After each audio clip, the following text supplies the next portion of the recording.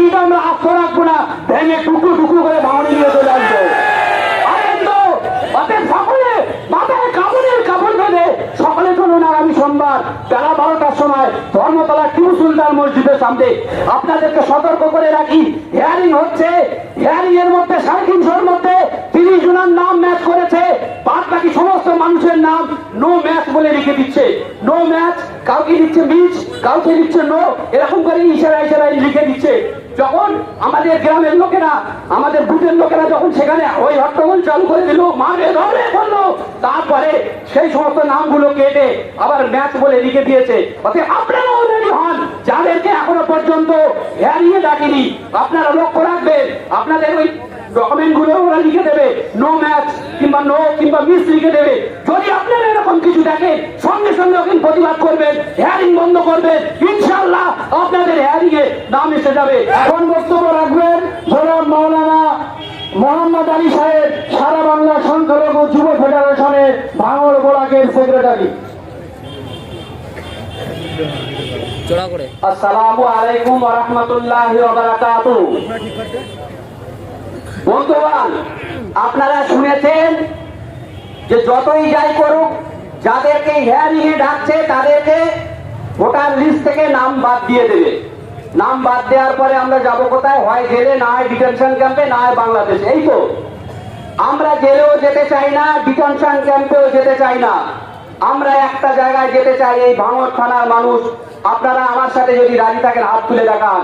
আমাদের নাম যদি বাদ দেয়, আমরা এই ঘটকপুকুর চৌমাথায় মাঝের পর মাস বসে থাকবো।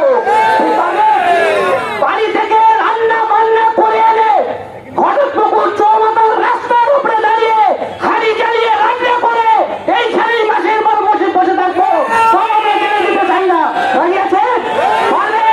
যদি আমাদের নাম বাদ দেয়, আগামী দিন ঘটকপুকুর কেন, ভাঙড় কেন, টোটাল কলকাতা আমরা স্তব্ধ করে দিতে পারি। রাজি আছে? আমরা জেল ভাতে যাবো না, আমাদের জেলে নিয়ে গেতে আসলে আমরা ঘটকপুকুর চৌমাথায় এসে শুয়ে পড়বো।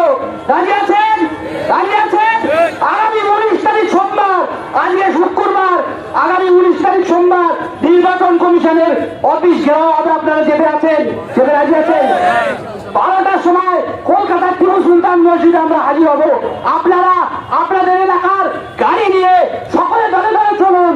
নির্বাচন কমিশন আমরা ওই দিনে ঘেরাও করব। প্রয়োজনে নির্বাচন কমিশনের একটাও ইট আমরা আস্ত রাখবো না, ভেঙে টুকরো টুকরো করে ভাঙড়ি নিয়ে চলে আসবো। সকলে মাথায় কাপড়ের কাপড় বেঁধে সকলে চলুন আগামী সোমবার বেলা 12টার সময় ধর্মতলা টিপু সুলতান মসজিদের সামনে। ওখান থেকে আমরা নির্বাচন কমিশনের দ্বারে যাব। আপনাদেরকে আরেকটা কথা বলি, সময় বেশি নেব না।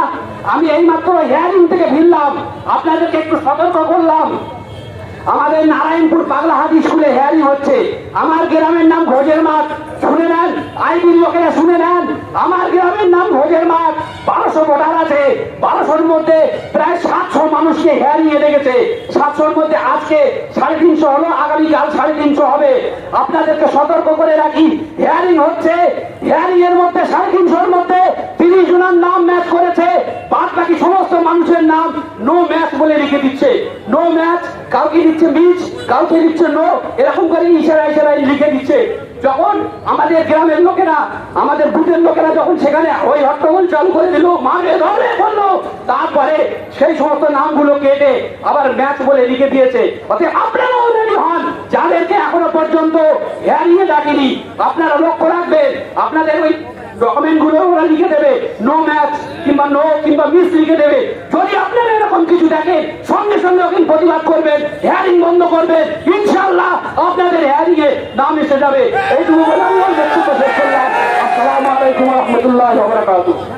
খুব গুরুত্বপূর্ণ কথা বলেছে, একটা ভালো তথ্য দিয়েছে মোহাম্মদ আলী ভাই। আপনাদের হিয়ারিং এ যেতে হবে, আপনারা ভিডিও ক্যামেরা চালু করে রাখবেন, কোনো কিছু হলে ওখানে কোন চিলিয়ে ধাপটাবে। মাইক্রো অবজারভার এসে কেন্দ্র পাঠিয়েছে, তারা দিচ্ছে বিওলোদের ক্ষমতা নেই, কেন্দ্র মাইক্রো অবজারভার। আমরা এখন র্যালি করে ভিডিও অফিসে যাব, সবাই যাব। আছে একটা আমাবস্যা, কালো ঘুটঘুটে অন্ধকারের মধ্যে একটা মেঘ জমেছে। যদি আপনারা আজকে সচ্ছল না হন, তাহলে আগামীতে এই অন্ধকার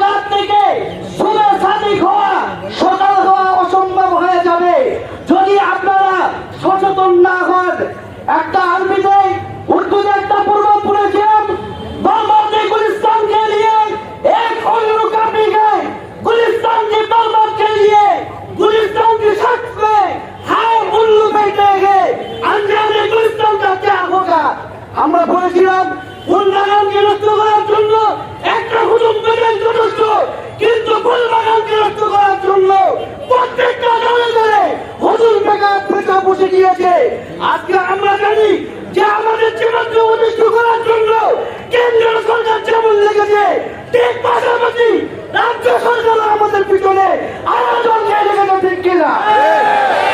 রাজ্য সরকার যদি আমাদেরকে যদি সঠিকভাবে এই পশ্চিমবঙ্গের জনগণ দিত, তাহলে এসআইও করার পিছনে 300 কোটি টাকা ব্যয় করে বেহুদেরকে নিযুক্ত করতো না, ঠিক না? ঠিক।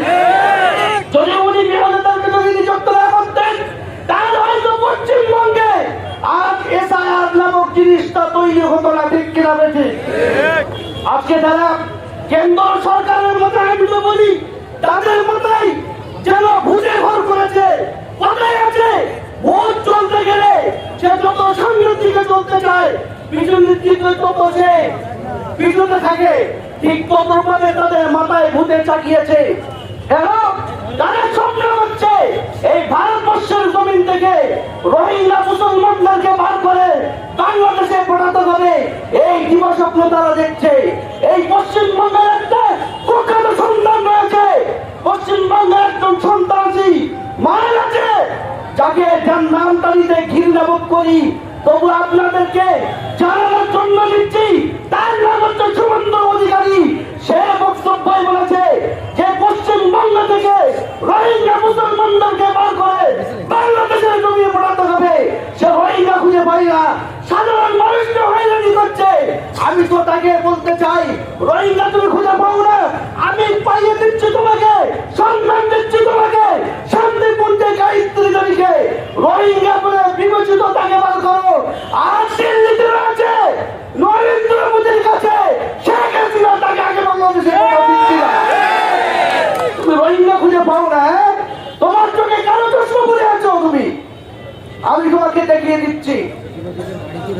শুধু তাই নয়, যেমন কেন্দ্র সরকার আমাদের সঙ্গে দ্বিচারিতা করছে, মুসলমানদের নিয়ে যেমন ছেলেখেলা করছে, রাজ্য সরকার আমাদের সঙ্গে দ্বিচারিতা করছে, ঠিক কিনা? আজকে আমাদের ওবিসি আমাদের কেড়ে নিয়েছে, ওয়াকফ আমাদের কেড়ে নিয়েছে, আর মাদ্রাসা শিক্ষাটাকে কেড়ে নিয়েছে, মাদ্রাসা শিক্ষার কাজকে পঙ্গু করে দিয়েছে। মাদ্রাসায় দীর্ঘ 10 বছর শিক্ষক নিয়োগ হয়নি, 10,000-এর উপরে শূন্যপদ রয়েছে, 1729টা ভ্যাকান্সি দিয়ে 2023 সালে নোটিফিকেশন ছে, 24 সালে পরীক্ষা নিয়েছে, আজ পর্যন্ত নিয়োগ হয়নি। কেন? সমস্ত ছাত্ররা নিয়োগ হয়েছে, শুধু থিওলজি আর আরবিতে নিয়োগ হয়নি। কেন? এই থিওলজি আর আরবি মুসলমানের ছেলেমেয়েরা পড়ে, ঠিক কিনা? সেই জন্য আপনি নিয়োগ হয়নি। আপনার সজাগ হন, আপনার সচেষ্ট হন। সামনে বিধানসভা ভোট আছে, যদি মুখ্যমন্ত্রী আমাদের সঙ্গে বিচারিতা করে, এর জবাব কিন্তু আমরা 26-এ দেবো, ঠিক না? এর জবাব আমাদেরকে দিতে হবে। আপনারা সচেষ্ট থাকবেন, আপনারা সচেতন থাকবেন, এই বলে বক্তব্য করছি। ওমা তৌফিক ইল্লা বিল্লাহ। আসসালামু আলাইকুম ওয়া রাহমাতুল্লাহি ওয়া বারাকাতুহু। আপনারা দেখছেন যে আমাদের প্লাকার্ডে লেখা আছে আমরা ডেপুটেশন দেবো। এখনই আমরা ডেপুটেশন দেওয়ার জন্য বাইর হব। তার আগে একজনা বক্তব্য রাখবেন কয়েক মিনিট। আপনারা জানছেন যে জ্ঞানেশ কুমার আর নাম দিয়েছি, কি নাম দিয়েছি একটু জোরে বলেন নির্বাচন কমিশনকে। নির্বোধ কুমার। এই নির্বোধ কুমার আর জ্ঞানেশ কুমার দুজন মিলে টোটাল আমাদের পশ্চিম বাংলায়, টোটাল ভারতবর্ষে 84 জন মৃত্যুবরণ করেছে। কেউ আত্মহত্যা করেছে, কেউ হার্ট অ্যাটাক করেছে, আবার কেউ সুসাইড করেছে। এই 84 জনের হত্যার দায় কে নেবে? এছাড়া 14 জন বিরোধী তারা আত্মহত্যা করেছে মানসিক ভারসাম্য চাপে, যে তাদের উপরে জোর করে চাপিয়ে দেওয়া হয়েছে দিনের পর দিন। এই 14 জন শিক্ষক এবং যারা বুথ লেভেল অফিসার জীবন বিপন্ন করে দিয়েছে, তাদের দায় কে দেবে? তাই 84 জনের মধ্যে আপনার 3 জন আছে আদিবাসী এবং 7 জন আছে মহিলা। টোটাল সমীক্ষা করে দেখা গিয়েছে এর ভিতরে 84 জনের মধ্যে যারা মারা গিয়েছে গরিব শ্রেণীর মানুষরা বেশি। তাহলে এই গরিব শ্রেণীদের উপরে তাই চাপিয়ে দিয়ে আর বলছে না স্পেশাল ইন্টার্নশিপ। অতএব কিছু নয়, একটা ছোট্ট উদাহরণ দিয়ে বলি। একজন স্বামী পুরুষ মানুষ দ্বিতীয় একটা বিবাহ করেছে, তার একটা স্ত্রী ছিল, ফের দ্বিতীয় একটা স্ত্রী, দুইটা স্ত্রী হলো। এই দুইজন স্ত্রী নিজেদের মধ্যে কি হবে? কি হবে? সতীন হলো। এখন বড় স্ত্রী চিন্তা করছে যে আমার ছোট, আমার সতীনকে বিধবা করতে হবে। কি করব? আমার সতীনকে কি করব? বিধবা করব। তাই কলা কৌশল করে বিষ খাইয়ে নিজের স্বামীকে মেরে দিয়েছে। সে সরল মনে বিষ খেয়ে মারা গিয়েছে। তাই সতীন বিধবা হলো, হলো তো নাকি? আর যে বিষ খাইয়েছে বড় স্ত্রী, সে কি হলো? সে কি হলো? এর মাথায় ছিল না যে আমি বিধবা হব। তাই কেন্দ্র সরকার তাদের চিন্তা ভাবনা, বিশেষ করে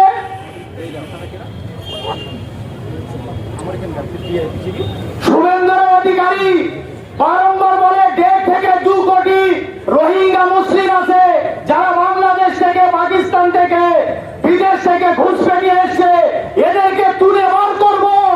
এই বার করতে গিয়ে প্রথমে এলিগেশন ফর্ম ফিল আপ করতে গিয়ে থাকে যারা হিন্দু আর আপনার মতুয়া সম্প্রদায় কয়েক কোটি বাদ দিয়েছে, মুসলিম তো ধরা পড়িবে। তার সতীনকে বিধবা করতে গিয়ে নিজেই বিধবায় পড়েছে।